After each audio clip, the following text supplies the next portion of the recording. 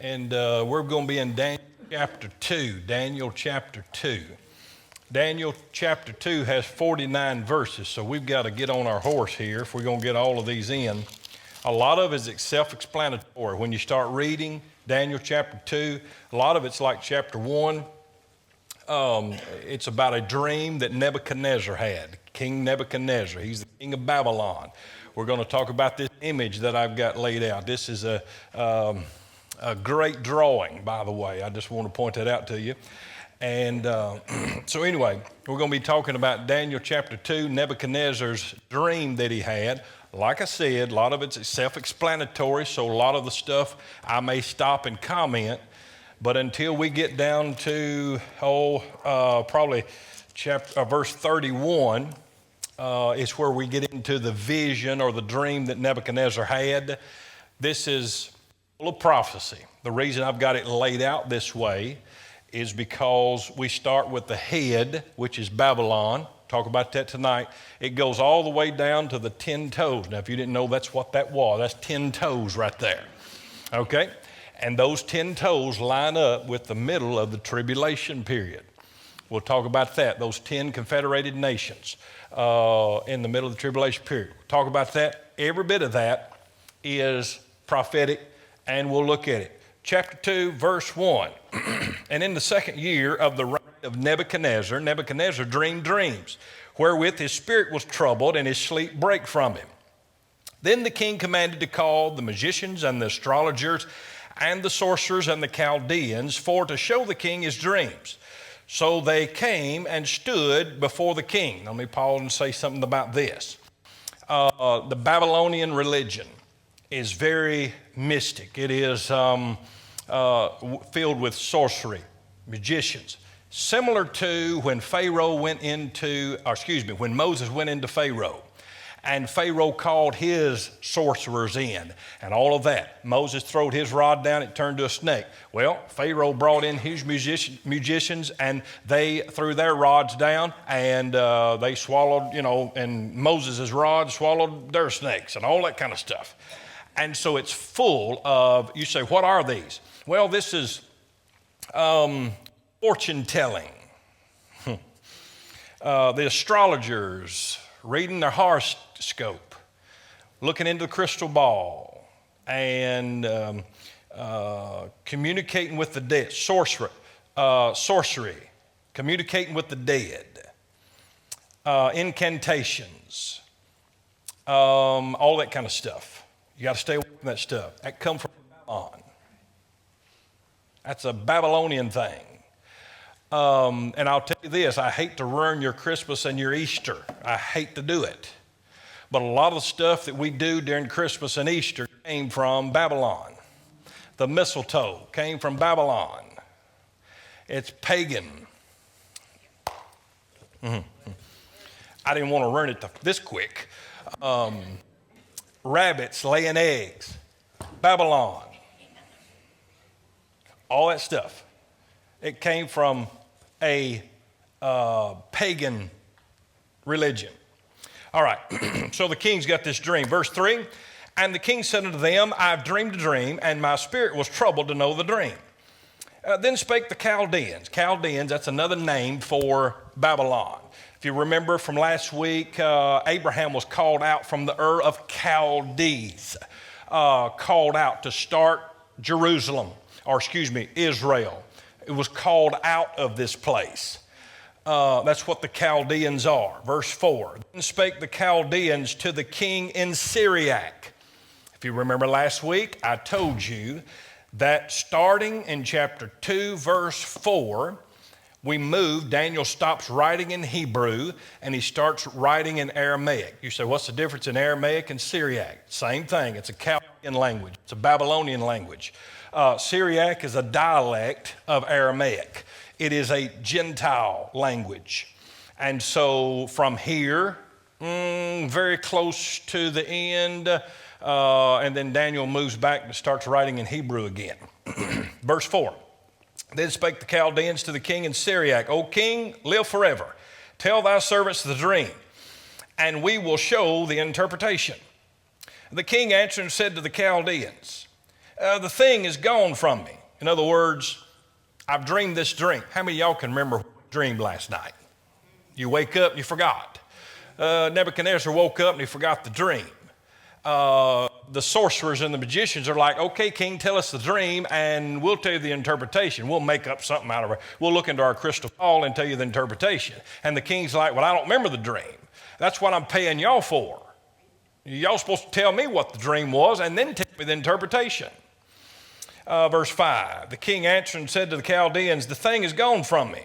If you will not make known unto me the dream with the interpretation thereof, ye shall be cut in pieces, and your houses shall be made a dunghill. But if you show the dream and the interpretation thereof, ye shall receive me gifts, and rewards and great honor. Therefore show me the dream and the interpretation thereof.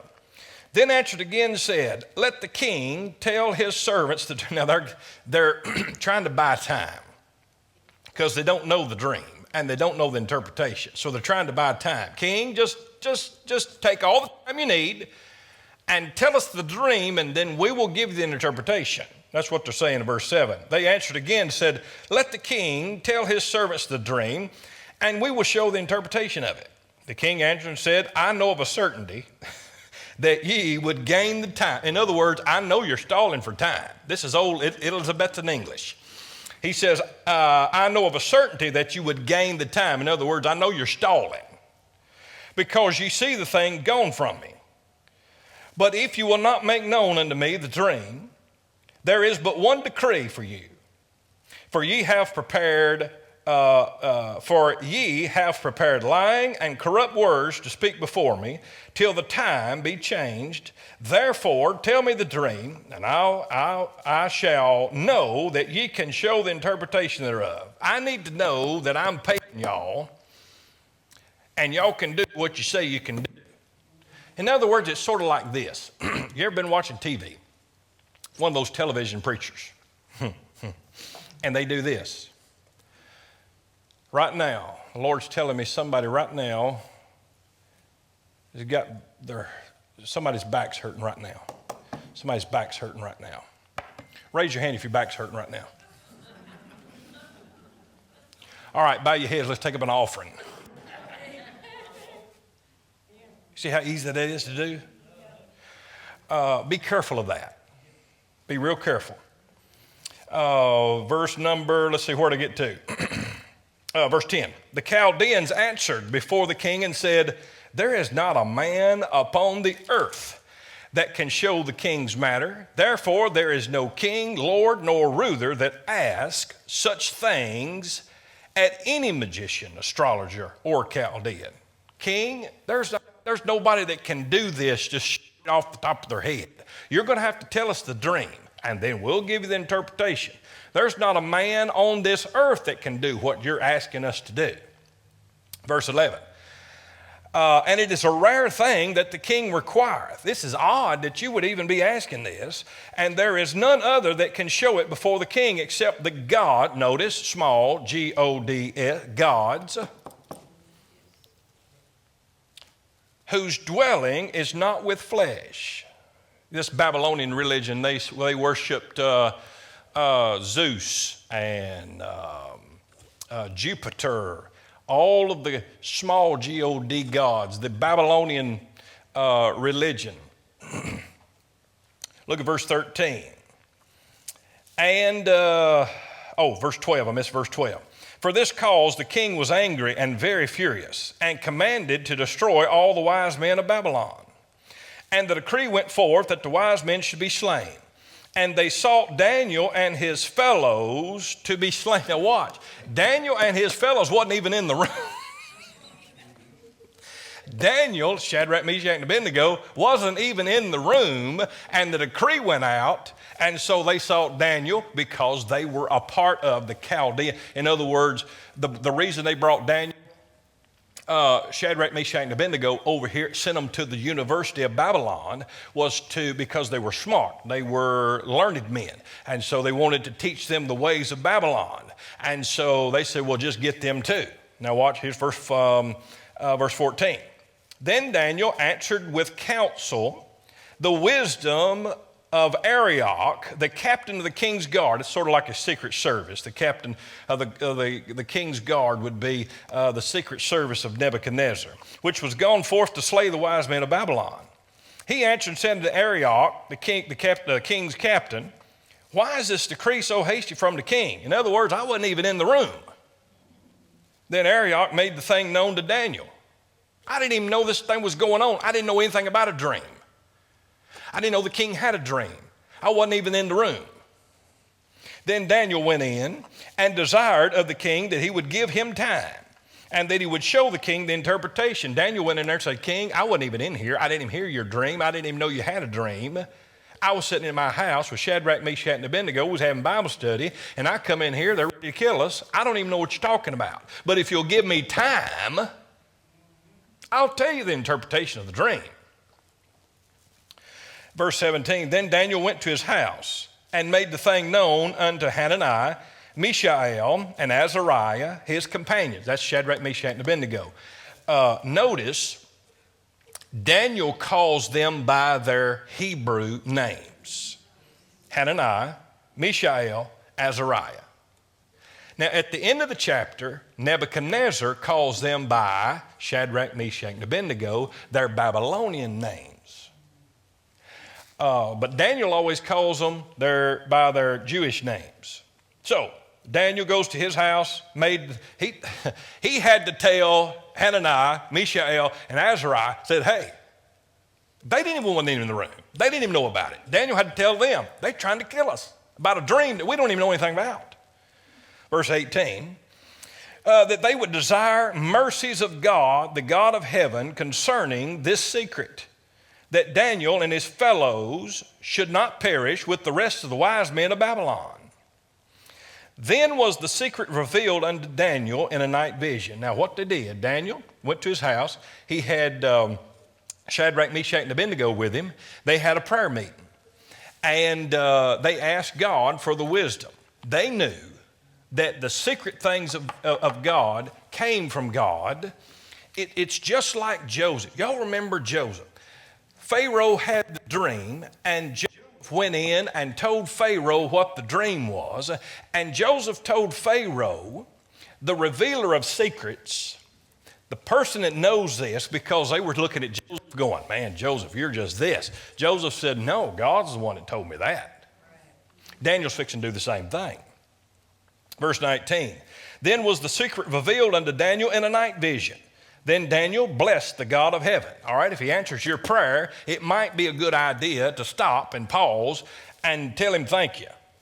Daniel answered and said, blessed be the name of God forever and ever, for wisdom and might are his. And he changeth the times and the seasons. He removeth kings and setteth up kings.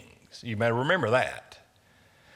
You say, all of these kings, over all of these kingdoms. The reason Vladimir Putin is over Russia, because God set him up that way. You say, well, he's not even a believer. It don't make any difference. God set Nebuchadnezzar up to rule over Israel, to punish them for not obeying the commandments of God. He set up all of these kings. He sets kings up and he sets them down. He giveth wisdom unto the wise and knowledge to them that know understanding.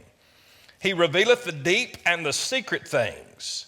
He knoweth what is in the darkness, and the light dwelleth in them.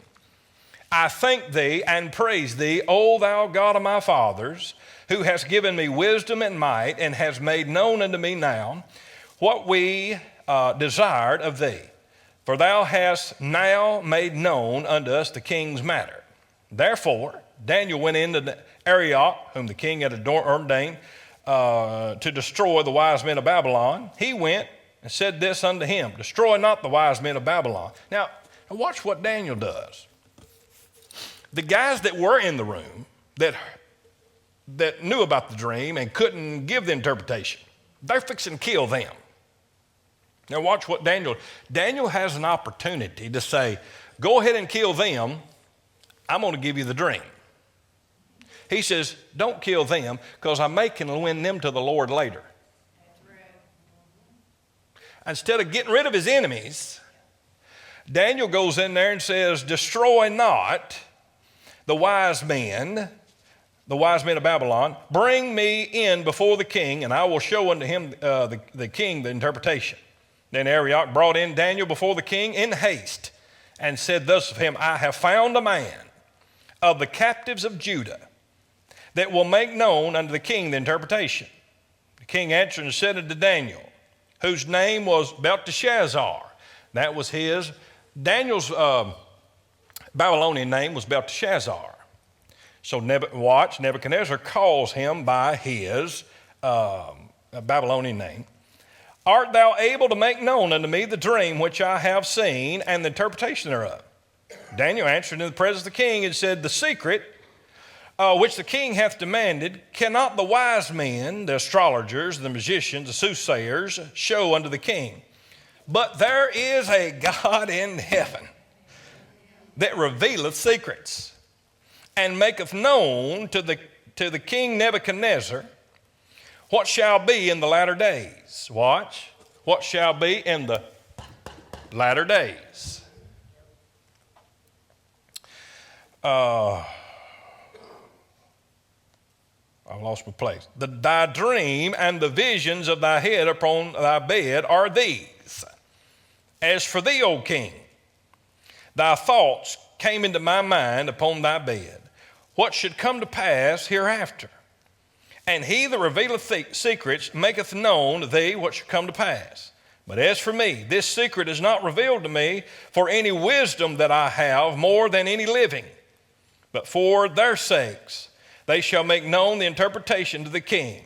Thou mightest know the thoughts of thy heart. Now, verse 31, here's where we'll get to.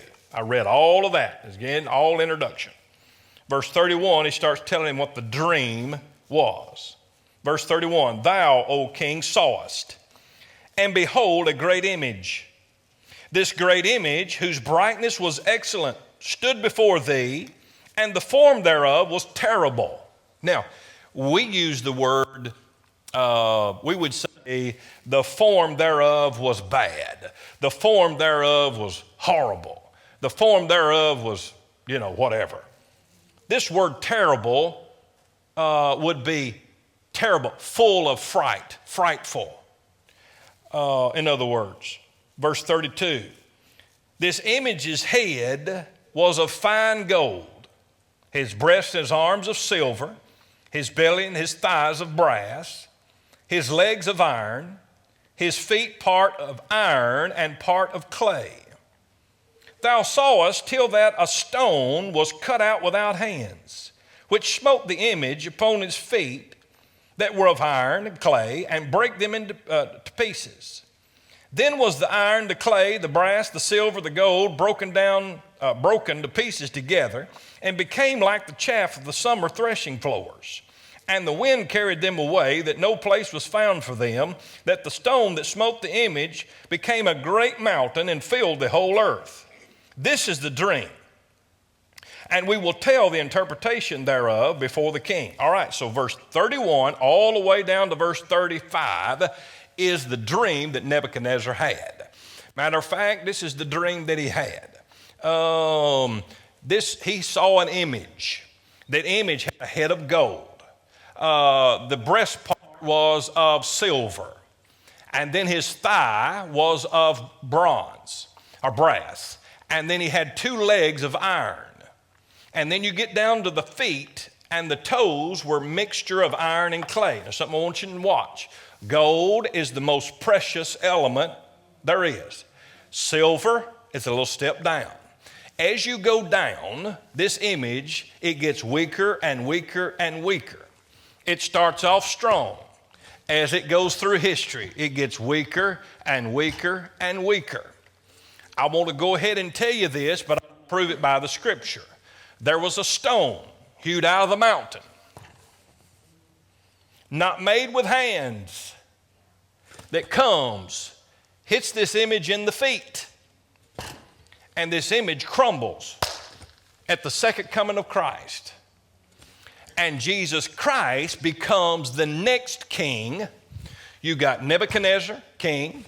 You got Darius, king. You got Alexander the Great, king. You got Caesar Augustus, king.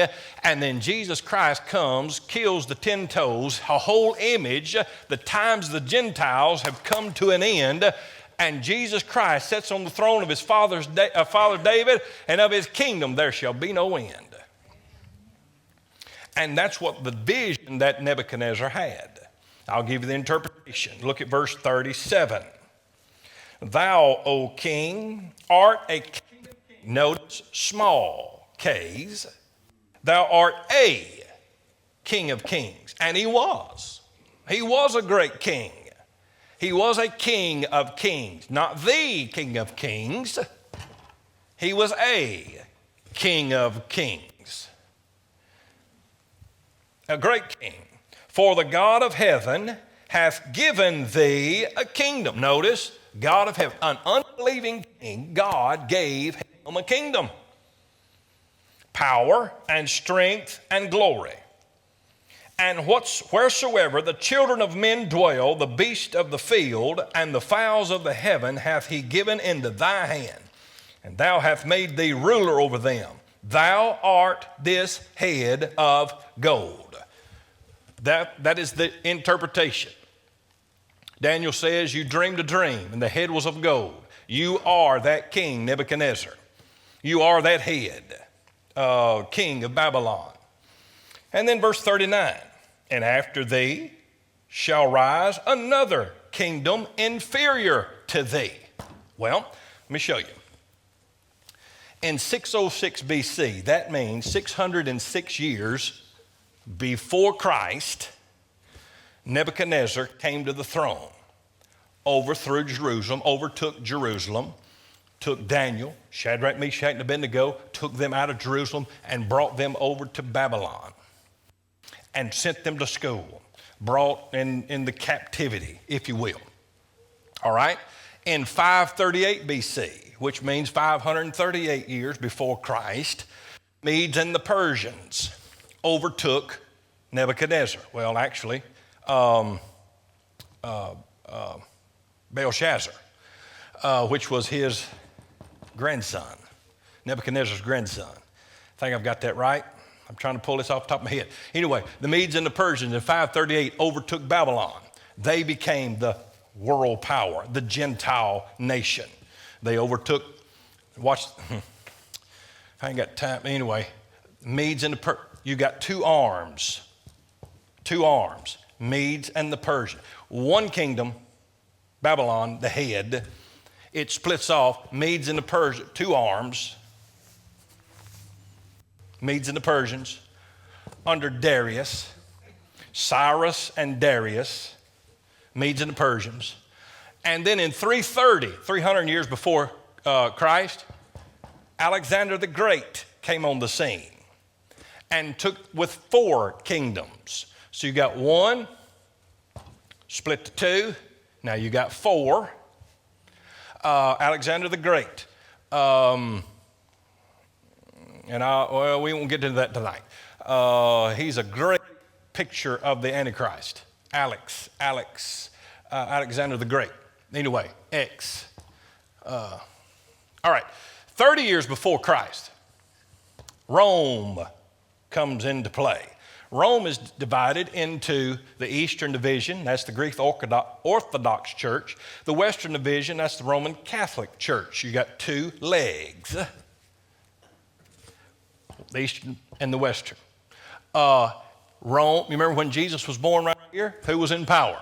Rome. He died upon a Roman cross. That was a Roman crucifixion. Why? Because they were in power. That's the 2 legs of this image that Daniel saw 600 years before Jesus ever showed up. Daniel wrote about this. He was in power, died on a Roman cross. And Rome, even right now in the church age, think about this. Think about this for a second before we finish this. The church age. You say, well, Rome's not in power. No, not really. But think about this. When the new pope was elected this last time, was it on every news channel that you turned your television on? Did y'all know the pope is the only religious leader ever to speak before both houses of Congress. What happened to separation of church and state? They've never asked Billy Graham to do that. They've never asked any other religious leader to do that, just the Pope. How many television shows have you ever watched? And they have to have a religious leader in the cast.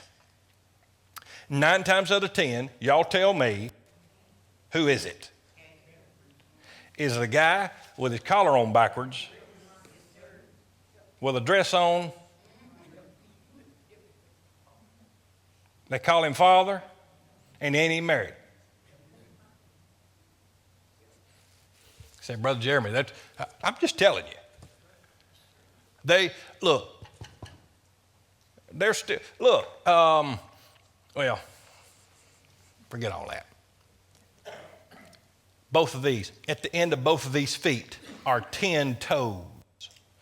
These 10 toes are 10 confederated nations. They're a mixture of iron and clay. I'll get to that in just a minute. But then, as we just read a few minutes ago, the stone comes out of the mountain, not made with hands, and breaks those 10 toes into pieces. And this is that image that he saw. Matter of fact, Clarence Larkin, I don't know if y'all read after Clarence Larkin, but he would be a good, there's Clarence Larkin's drawing, which is, I don't see much difference in his and mine.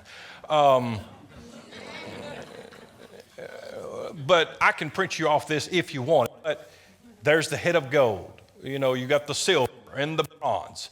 And, it's the 2 legs. But his, you'll see the stone that comes out right down there and hits the feet there in the toes there. And that mountain, that stone becomes a great mountain and fills the whole earth. This whole thing is about a kingdom. This whole thing has always been about a kingdom. God has always, he tried to set it up with King David. It failed. Tried to set it up with King Solomon. It failed. They go into apostasy. He puts them in Babylonian captivity. Then the Medes and the Persians, then the Greek, then the Rome. And then, this is what it's been always about. He taught the disciples how to pray. Our Father which art in heaven, hallowed be thy name. Thy kingdom come. It's always been about a kingdom. And Jesus Christ sitting on the throne of his Father, David. Let me see, I got some verses here. Let me give you this. Here's one. Luke 21, verse 24. And they shall fall by the edge of the sword, and shall be led away captive into all nations. And Jerusalem shall be trodden down of the who? The Gentiles. Until, they're going to be trodden down until. They're still trodden down today. Until the times of the Gentiles be fulfilled. The times of the Gentiles started right here and will end right here. And who ends it is the Lord Jesus Christ. He comes, and Jerusalem will always be trodden down until the King of Kings comes, and he will sit on the throne in Jerusalem, and Jerusalem will no longer be trodden down. There's one verse. Let's see, I've got another one here. Here's a good one. Matthew 21, 44. We're talking about that stone. And whosoever shall fall on this stone shall be broken. And on whosoever it shall fall, it shall grind them to powder. That's what's going to happen. It's found in Matthew. Let's go back to, I don't want to get sidetracked here. Look at verse 42. And as the toes of the feet were part iron and part of clay, so the kingdom shall be partly strong and partly broken. And whereas thou sawest iron mixed with miry clay, they shall mingle themselves with the seed of men, but they shall not cleave one to another, even as iron is not mixed with clay. Verse 44, and though in the days of these kings, what kings? Well, Nebuchadnezzar, Cyrus, Darius, Alexander the Great, Caesar, these kings, shall the God of heaven set up a kingdom which shall never be destroyed, and the kingdom shall not be left to other people, but it shall break in pieces and consume all these kingdoms, and it shall stand forever. The God of heaven, out of all of these kings, the God of heaven is going to set up a kingdom that shall never be destroyed. All these kingdoms are going to be destroyed, but not his kingdom.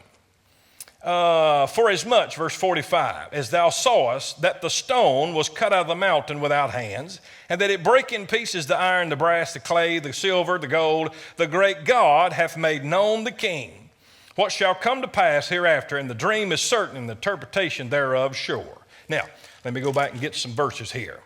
I'm looking for, TJ, help me with Revelation 13.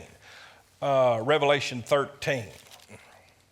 Talking about those 10 toes, the 10 toes here on the end of this image. That'll carry us into the middle of the tribulation period. Revelation 13 is the number of rebellion. And I stood upon the sand of the sea and saw a beast rise up out of the sea, having 7 heads and how many horns? Those 10 horns are the 10 toes that Daniel saw, the Nebuchadnezzar saw in his dream. The 10 horns. And upon his horn were 10 crowns. That means they're kingdoms, 10 confederated nations right there. And upon his heads were the name of blasphemy. And the beast which I saw was like unto a leopard. I'm gonna get bogged down. A leopard has a yellow body, white belly, and black spots. Shem, Ham, Japheth. Anyway, forget that. And his feet were as the feet of a bear, and his mouth as the mouth of a lion. And the dragon gave him power. The dragon gave him power and his seat and great authority. And I saw one of his heads, one of these toes, as they were wounded to death. And his deadly wound was healed, and all the world wondered after the beast.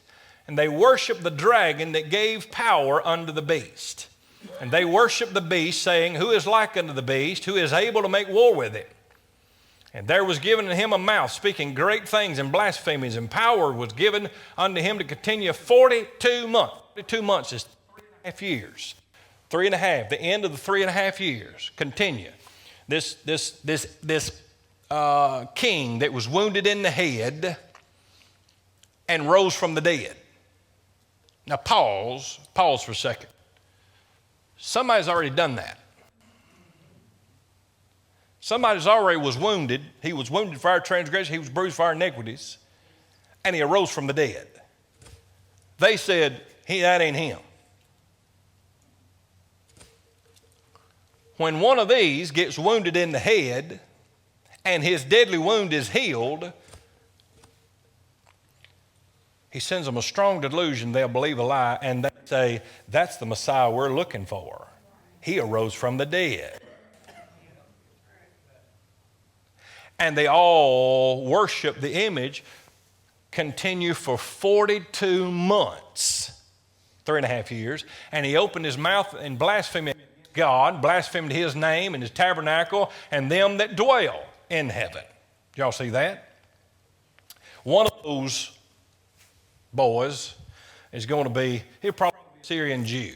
He'll probably have something wrong with his right eye and his right arm. Help me with Revelation 17. Revelation 17. Revelation 17. So he carried me away in the spirit, this is Revelation, into the wilderness, and I saw a woman sitting up on a scarlet-colored beast. Y'all remember a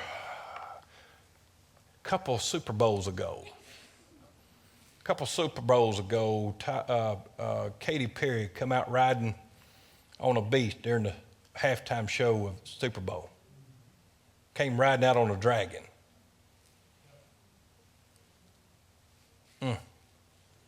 And I saw a woman sitting on a scarlet-colored beast full of the names of blasphemies, having 7 heads and 10 horns. And the woman was arrayed in purple and scarlet color, decked with gold and precious stones and pearls, having a golden cup in her hand full of the... You know what I think about? I think about somebody clothed in purple robe, the gold is all decked out.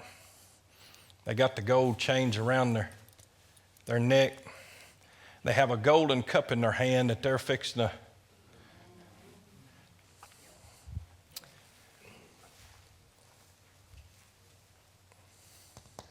Let's see, that carries us over. Yeah, that's them. The filthiness of her fornication. And upon her forehead was a name written. Oh, look at this. Mystery who? That's where it all started. Babylon the Great, the mother of harlots, and the abominations of earth. How many words is that? 1, 2, 3, 4. 1, 2, 3, 4, 5, 6, 7, 8, 9. Is that 13? How many is that? Is that 13?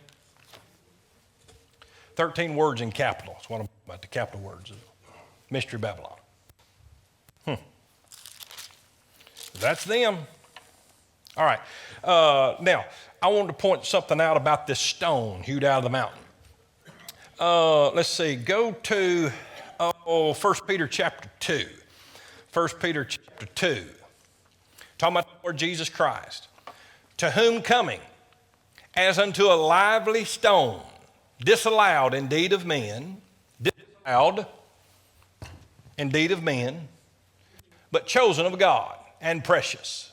Ye also, as lively stones, are built up a spiritual house, a holy priesthood, to offer up spiritual sacrifices acceptable to God by Jesus Christ. Wherefore also it is contained in the Scripture, Behold, I lay in Zion a chief corner stone, elect, precious, and he that believeth on him shall not be confounded. Unto you therefore which believe he is precious. Unto them which are disobedient, the stone which the builders disallowed, they disallowed him there, the same is made the head of the corner. A stone of stumbling, a rock of offense, even to them which stumble at the word, being disobedient, whereupon also they were appointed. This stone, if you don't, just by the verses we read already, that's the Lord Jesus Christ.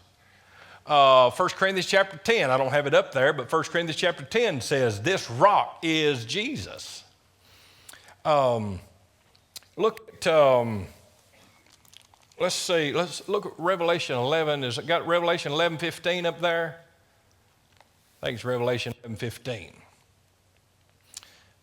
And the 7th angel sounded, and there were great voices in heaven saying, the kingdoms of this world are become, the kingdoms of this world are become the kingdom of the Lord and of his Christ, and he shall reign for how long? Forever and ever. All these kingdoms are going to become his. Do y'all remember in Matthew 4 and Luke chapter 4 or 3? Jesus is taken unto a high mountain, and the mountain, do I have it up there?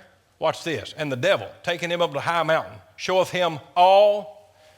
The devil showed the Lord all the kingdoms of this world in a moment of time. And the devil said unto him, all this power will I give thee. Now you're thinking, how in the world can the devil give the Lord power over all these kingdoms? He's the God of this world, 2 Corinthians 4:4. The devil is controlling here. Yes, God set them up. God set these kings up. We've already read that. But who do they worship? The devil. The devil says, I'll give you all of these. I'll give you all of them if you'll just bow down and worship me. And Jesus answered and said unto him, Get thee behind me, Satan, for it is written, Thou shalt worship the Lord thy God, and him only shalt thou serve. Now watch this, a lesson, this side note, this is a sermon. Most people want everything now. Give it to me now, want it now, give it to me now. Jesus right here, the devil says, I'll give you all these right now. And you can bypass the cross. Jesus says, I'm not worshiping you. I'll go through the cross and wind up getting all the kingdoms anyway. But most people want the money now. They want the prestige now. The devil says, I'll give it to you now. I'll give you reward now. Or you can wait, go through some stuff down here, and get your reward at the judgment seat of Christ. Now, what you want to do? Most people say, devil, give it to me now. Well, let's get back to Daniel. Lord, I'm getting myself under convictions. Now, here's something I want to show you about you say, Brother Jeremy, what's all this stuff about the iron mixed with clay? I'll be honest. I may deal with this a little more when we get into chapter number 7, I think. We got gold, silver, bronze, or brass rather, and iron, and then you get down to the toes, and it's iron mixed with clay. And you say, Brother Jeremy, iron mixed with clay, mingled with the seed of men. How in the world? And I don't want to get tangled up with a lot of stuff. But do y'all realize, ladies and gentlemen, my daddy, 25 years ago or 30 years ago, that was tough to think about iron mixed with clay. Now, you read that, and it's very easy to see iron mixed with clay. 50 years ago, my daddy was like, what in the world is iron mixed with clay? Nowadays, it's coming to life right before us. Iron mixed with clay. Can you imagine? I mean, that looks like a real person. Iron mixed with clay. It's called AI. Can you imagine the armies of this world?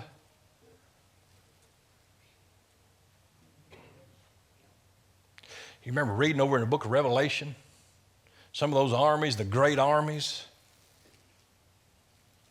Can you imagine? Well, I'm not going to be. They've already got stuff like this already now. Matter of fact, I saw them interview this that woman. She was on one of the talk shows. I watched a clip of it on YouTube. And they were asking her questions and everything. She was answering it. She's a robot.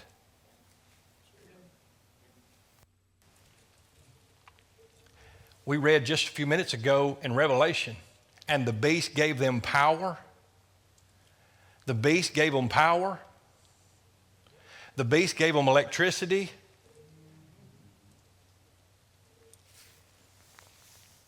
And the beast will control them.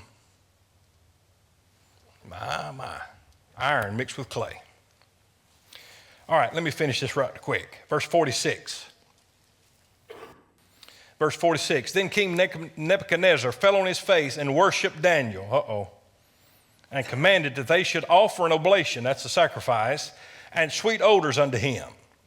The king answered unto Daniel and said, of a truth it is that your God is the God of gods and the Lord of kings, and a revealer of secrets, seeing thou couldest reveal this secret. Then the king made Daniel a great man, and gave him many gifts, great gifts, and made him ruler over the whole province of Babylon, and the chief of the governors over all the wise men of Babylon. Then Daniel requested of the king that he set Shadrach, Meshach, and Abednego over the affairs of the province of Babylon, but Daniel sat at the gate of the king. Now, it looks like that Nebuchadnezzar made Daniel the prime minister. That's what it looks like. It's very similar to the story of Joseph and Pharaoh. Joseph answered the dream. Pharaoh made him second in command. I don't know, prime minister, whatever you want to call him. I don't know what they called him here, but he was over all the chief governors and so on and so forth. And then he made Shadrach, Meshach, and Abednego over something, over very high positions in the government, I guess you could say. But the only problem is verse 46. Then King Nebuchadnezzar fell on his face and worshiped Daniel. And Daniel allowed him to do it. And I can just hear God whispering in Daniel's ear, Daniel, tell him to get up, get him up, get up. There's a lion's den coming. And in Daniel's mind, Daniel's going, man, this dude come all the way over here to Jerusalem and overtook us, brought him. He needs to bow down to me, you know. You get the devil on one shoulder and God on the other. Let him bow down. God's like, get him up, get him up, get him up. Worship the God of heaven. You know. Interesting. All right.